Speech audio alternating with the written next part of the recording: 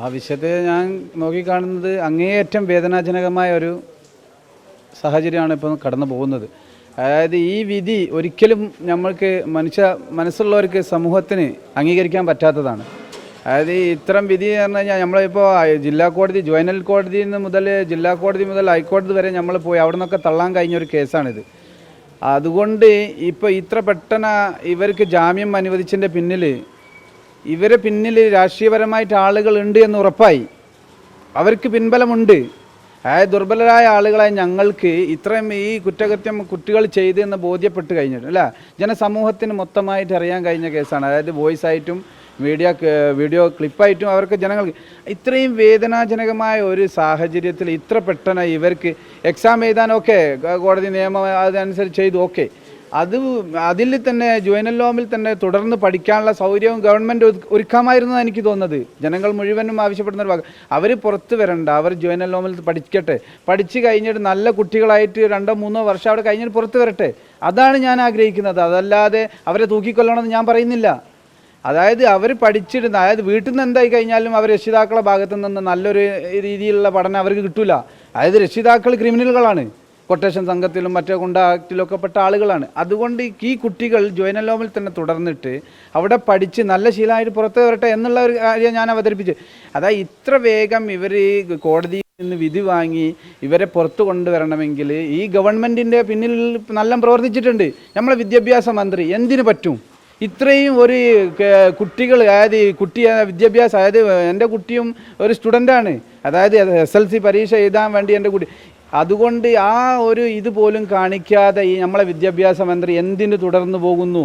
അതായത് എൻ്റെ വീട്ടിൽ വന്ന് ഞങ്ങളെ കണ്ടൊന്ന് ആശ്വസിപ്പിക്കുക പോലും ചെയ്യാൻ പറ്റാത്ത റിയാസുണ്ട് കോഴിക്കോട് അതുപോലും ചെയ്യാൻ പറ്റാത്ത ഒരു രീതി. ഞാൻ ഇതുവരെ പ്രതികരിച്ചിട്ടില്ല, മീഡിയയ്ക്ക് മുന്നിൽ ഞാൻ ഇതുവരെ വന്നിട്ടില്ല.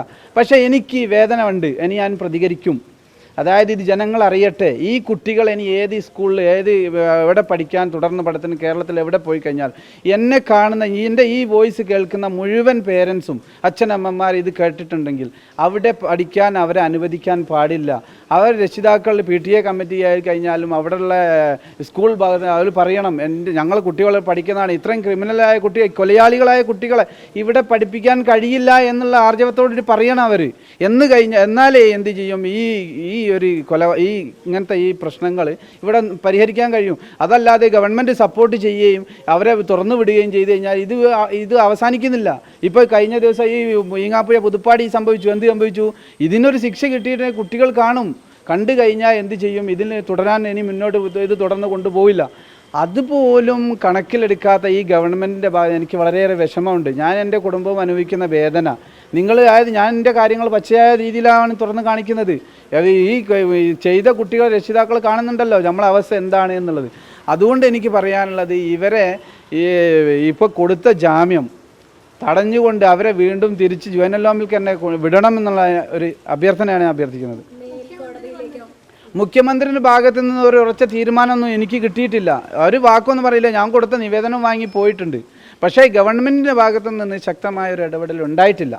അത് പൊതുസമൂഹം തന്നെ വിലയിരുത്തുന്നുണ്ട്. പക്ഷെ അതല്ല വേണ്ടത്. ഗവൺമെൻറ്റിൻ്റെ ഭാഗത്തു നിന്ന് ഇത് കുട്ടികൾ ഇനിയും തുടർന്ന് പോയാൽ ഭാവി വരുന്ന കുട്ടികൾക്ക് വലിയൊരു വിഷയമാവും എന്നുള്ളത് കണക്കിലെടുക്കേണ്ടതായിരുന്നു. അതായത് അതുപോലും ചെയ്യാത്ത ഈ ഗവൺമെൻറ് എനിക്ക് യാതൊരു വിശ്വാസവുമില്ല. പിന്നെ നീതിപീഠത്തിൽ ഉറച്ച വിശ്വാസമാണ്. പിന്നെയും നമ്മൾ താമരശ്ശേരി പോലീസിൻ്റെ അടുത്ത് പറയേണ്ടതുണ്ട്. അവർ ചെയ്യേണ്ട കർമ്മം വളരെ വ്യക്തമായിട്ട് ചെയ്തിട്ടുണ്ട്. അവർ FIR റെഡിയാക്കി അവരിൽ ഒരു വിട്ടുവീഴ്ചയ്ക്കും തയ്യാറില്ലാത്ത രീതിയിൽ അവർ ചെയ്തിട്ടുണ്ട്.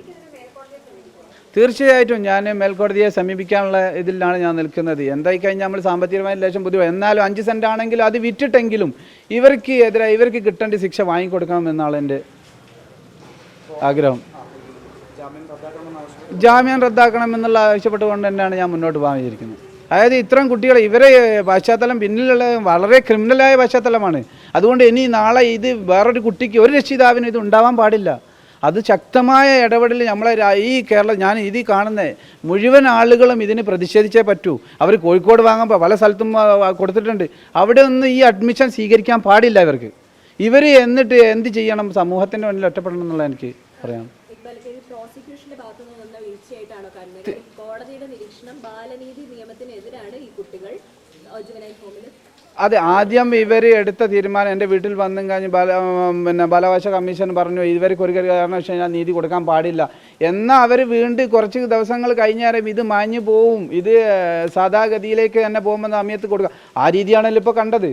അതായത് അവരെന്ത് ചെയ്തു, ഇത് അങ്ങനെ തടഞ്ഞു വെക്കാൻ പാടില്ല, ഒക്കെ അവർ തന്നെ ചെയ്യുന്നു. അവർ തന്നെ ആദ്യം പ്രഖ്യാപിക്കുന്നു, അവർ തന്നെ വീണ്ടും പിന്നെ എന്ത് ചെയ്യുന്നു, അവർക്കുള്ള സ്വാതന്ത്ര്യം കൊടുക്കുന്നു. അതാണ് നടക്കുന്നത്, അതാണ് നമ്മൾ കാണാൻ കഴിയുന്നത്. പക്ഷേ ഒരു കാരണം വെച്ച് കഴിഞ്ഞാലും സുപ്രീം കോടതി, അതായത് നമ്മളിപ്പോൾ കൊടുത്ത ഹൈക്കോടതിയിൽ നിന്നുള്ള ഈ ജഡ്ജ്മെൻറ്റ് ഒന്ന് ആദ്യത്തെ ഫസ്റ്റ് തവണ തള്ളിയതാണ്. അത് ബെയിൽ, അതായത് ഇനി ജുവൈനൽ കോർട്ടിൽ നിന്ന് ഓർഡർ ആയതിൻ്റെ ശേഷം മാത്രമേ അതിന് തീരുമാനം എടുക്കാൻ പാടുള്ളൂ. അതല്ല ചെയ്തത് ഇവിടെ. ഇവർ എന്താണെന്ന് വെച്ച് കഴിഞ്ഞാൽ നമുക്ക് അതിനെപ്പറ്റി വശങ്ങളൊന്നും കൂടുതൽ അറിയില്ലെങ്കിലും ഒരു കാരണം വെച്ച് കഴിഞ്ഞാലും ഒരു തവണ തള്ളിയതാണ്. രണ്ടാമത് നമ്മൾ പരിഗണിക്കുന്ന സമയത്ത് എന്തായി കഴിഞ്ഞാൽ ഈ കുറ്റകൃത്യം ശരിക്കും പഠിച്ചതിൻ്റെ ശേഷമാണ് കോടതി വിധി പ്രഖ്യാപിക്കേണ്ടത്. വൈകിട്ട് അത് കഴിഞ്ഞതിന് ശേഷമാണ് തുടർന്ന് നമ്മുടെ ഓർഡർ കിട്ടിക്കഴിഞ്ഞാൽ എന്താണ് ഓർഡറിൽ, എന്തൊക്കെയാണ് ബഹുമാനപ്പെട്ട കോടതിയുടെ നിരീക്ഷണമെന്ന് പഠിച്ചതിന് ശേഷം മേൽക്കോടതിയെ സമീപിക്കണമെന്നുള്ളതാണ് ഇദ്ദേഹത്തിൻ്റെ ആവശ്യം.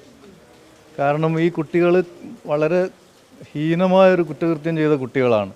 ഈ താമരശ്ശേരി അങ്ങാടിയിൽ നിന്നാണ് ഇയാളുടെ മകനെ കുട്ടികൾ വട്ടം കൂടിങ്ങാഞ്ഞ് നെഞ്ചക്ക് കൊണ്ട് അടിച്ച് മാരകമായിട്ട് കൊലപ്പെടുത്തിയത്.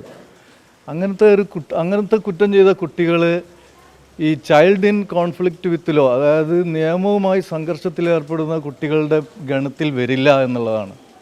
അത്രയും മാരകമായ കുറ്റം ചെയ്ത കുട്ടികളെ ജുവനൈൽ ജസ്റ്റിസ് ബോർഡിൻ്റെ അണ്ടറിൽ ഒബ്സർവേഷൻ ഹോമിൽ വെച്ചുകൊണ്ട് അവരുടെ കുറ്റവിചാരണ കഴിയുന്നത് വരെ അവിടെ തന്നെ വെച്ച് അവർ കുറ്റവാളികളാണോ അല്ലേ എന്ന് തീർച്ചപ്പെടുത്തിയതിന് ശേഷമേ പുറത്തു വിടാവൂ എന്നുള്ളതാണ്.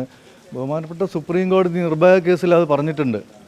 ഹീനമായ കുറ്റം ചെയ്ത കുട്ടികളെ നമ്മൾ സാധാ ഒരു ചെറിയ കുട്ടികൾ ചെയ്ത കുറ്റം എന്നുള്ള രീതിയിൽ വെറും ഒരു മൈന്യൂട്ട് കുറ്റമായിട്ട് ഇത്തരം കുറ്റങ്ങളെ കാണാൻ പാടില്ല. അപ്പോൾ ബഹുമാനപ്പെട്ട കോടതിയിൽ ഞങ്ങളുടെ വാദം അത് തന്നെയായിരുന്നു. ഈ ഹീനമായ കുറ്റകൃത്യം ചെയ്ത ഈ 6 കുട്ടികളെ അവർ കുറ്റം ചെയ്തിട്ടുണ്ടോ ഇല്ലയോ എന്നും ഇന്ത്യൻ ശിക്ഷാ നിയമപ്രകാരം, ഇന്ത്യൻ തെളിവ് നിയമപ്രകാരം അതിൻ്റെ കുറ്റവിചാരണ കഴിഞ്ഞിട്ട് മാത്രമേ ഒബ്സർവേഷൻ ഹോമിൽ നിന്ന് പുറത്തു വിടാവൂ. അതല്ലെങ്കിൽ ഈ കുട്ടികൾക്ക് ലൈഫ് ത്രെട്ട് ഉണ്ട് എന്ന് ബഹുമാനപ്പെട്ട പ്രോസിക്യൂട്ടർ ഹൈക്കോടതിയിൽ പറഞ്ഞതുകൊണ്ടാണ് ബഹുമാനപ്പെട്ട ഹൈക്കോടതി സിംഗിൾ ബെഞ്ച് ജാമ്യം അവർക്ക് നിഷേധിച്ചിട്ടുള്ളത്. അതേ സിറ്റുവേഷൻ ഇപ്പോഴും നിലനിൽക്കുന്നുണ്ട്. നിങ്ങൾക്കറിയാം, കുട്ടികൾ അഡ്മിഷൻ എടുക്കാൻ വന്നപ്പോൾ ഇവിടെ ഭയങ്കരമായ പ്രതിഷേധങ്ങളുണ്ടായി. ഈ ഒരു സാഹചര്യം ഉണ്ടാവാൻ സാധ്യതയുണ്ട് എന്ന് വീണ്ടും പ്രോസിക്യൂട്ടർ ഹൈക്കോടതിയിൽ ജഡ്ജിന് മുമ്പാകെ പറഞ്ഞു. അപ്പോൾ അതൊന്നും പരിഗണിക്കാതെയാണ് ഈ ജാമ്യം കൊടുത്തിട്ടുള്ളത്. അതിൻ്റെ ഒക്കെ പുറമെ ഒരു ജാമ്യാപേക്ഷയുമായി അവർ ചെന്നത് ജുവനൈൽ ജസ്റ്റിസ് ആക്ട് പ്രകാരം അതിൻ്റെ പ്രൊസീജിയർ കീപ്പ് ചെയ്തല്ല. അതുകൊണ്ട് അവരുടെ ജാമ്യാപേക്ഷ നിലനിൽക്കില്ല എന്നുള്ളതാണ് കോടതിയിൽ ഞങ്ങളുടെ വാദം. അവർ ജുവനൈൽ ജസ്റ്റിസ് ബോർഡിൽ റിവിഷൻ പെറ്റീഷനാണ് കൊടുക്കേണ്ടത്. അപ്പോൾ അത് നിയമപ്രകാരം ലീഗൽ ആസ്പെക്റ്റ് വെച്ചല്ല കോടതി ഈ ഒരു തീരുമാനത്തിലെത്തിയത് എന്നുള്ളത് കൊണ്ട് തന്നെ അത് വീണ്ടും നിയമപരമായി ചോദ്യം ചെയ്യാനുള്ള ഒരു അവസരം ഉരുത്തിരിഞ്ഞ് വന്നിരിക്കുകയാണ്. പ്രോസിക്യൂഷന് വീഴ്ച ഒന്നും സംഭവിച്ചതായിട്ട് നമുക്ക് പറയാൻ പറ്റില്ല. കാരണം പ്രോസിക്യൂഷൻ വളരെ കൃത്യമായിട്ട് ആ കുട്ടികൾക്ക് അവരുടെ ജീവൻ ഭീഷണിയുണ്ട് എന്ന് താമരശ്ശേരി പോലീസ് FIR ഉണ്ട്. ഇവിടുത്തെ താമരശ്ശേരി ഹൈസ്കൂൾ ഹെഡ് മാസ്റ്ററുടെ പരാതിയുണ്ട്. ഇത്തരം സാഹചര്യത്തിൽ കുട്ടികളുടെ കെയർ ആൻഡ് പ്രൊട്ടക്ഷനാണ് ഈ ജുവനൈൽ ജസ്റ്റിസ് ആക്റ്റിൽ പറയുന്നത് തന്നെ. അത് കുറ്റം ചെയ്ത കുട്ടികളായാലും കുറ്റം ചെയ്യാത്ത കുട്ടികളായാലും ഒബ്സർവേഷൻ സെൻറ്ററിലുള്ള കുട്ടികൾ, ഏത് കുട്ടികളായാലും അവരുടെ ബെസ്റ്റ് ഇൻട്രസ്റ്റ്, അവരുടെ പ്രൊട്ടക്ഷൻ, അവരുടെ കെയർ, അതാണ്. അപ്പോൾ നമ്മൾ ഈ കുറ്റം ചെയ്തു എന്നുള്ളത് കൊണ്ട് കുട്ടികളെ പുറത്തു വിട്ടാൽ അവരുടെ കെയർ പ്രൊട്ടക്ഷൻ ആകുന്നില്ല. അതാണ് ഞങ്ങൾ കോടതിയിൽ പറഞ്ഞത്. കോടതി അതിൻ്റെ തീരുമാനം എടുക്കുന്നതിൽ, കോടതി നിരീക്ഷണം നടത്തിയതിൽ വല്ലതും സംഭവിച്ചിട്ടുണ്ടോ എന്നുള്ള ഓർഡർ പരിശോധിച്ചിട്ട് ഞങ്ങൾ നോക്കും. അപ്പോൾ അത് ശരിയല്ലെങ്കിൽ ഞങ്ങൾ മേൽക്കോടതിയെ സമീപിക്കാനാണ് ആലോചിക്കുന്നത്.